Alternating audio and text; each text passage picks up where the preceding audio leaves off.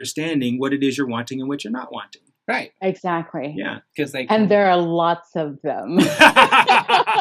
They're all over the place. Yeah. So how do you... And that was a revolution too, because, you know, I grew up understanding that no one would ever love me, that nobody would be attracted to me. I remember even in high school, then I considered him a really close friend. And I asked him, I said, do you think I would be attractive as a woman? And he said, no, you know?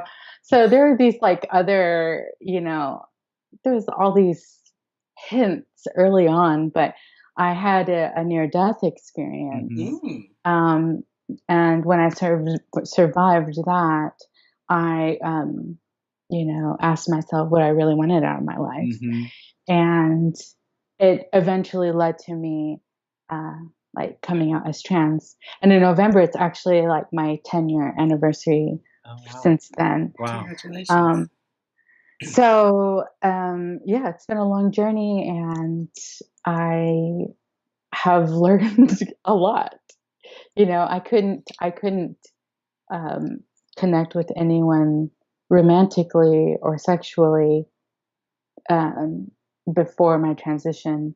And, you know, even at the beginning of that, it was like, I learned that certain men desired my body, and like that to me was like novel and exciting, and it meant a lot to me. Mm-hmm. But then I continued, and then I realized that I'm like, I learned my own worth. Yeah. That's what I'm trying to say. Well, right. And well, we look for them for validation early on. You know, it's like a validation that we need as trans women. You know, there's a certain validation that has to happen, and we've seen it across the board. It's interesting because it's. But then there's a point where that validation from them isn't enough because their validation isn't true validation. Well, see, and this is really important what Remy's pointing out and I'm speaking more to the audience here than you, Mari.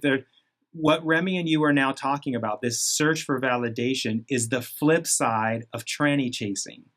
Mm-hmm. There are men out there that are going out trying to figure out themselves by having these undercover connections with trans women. And the women who match that story are the women that are looking for validation. Yeah. And so there's nothing wrong with the chasing dynamic, which is always two people. Well, and that's what I keep saying. It's a dance of two, you know, and we keep feeding one side and the other keeps feeding the other. Yes. You know, if you're looking for something better, stop looking on Craigslist. Exactly.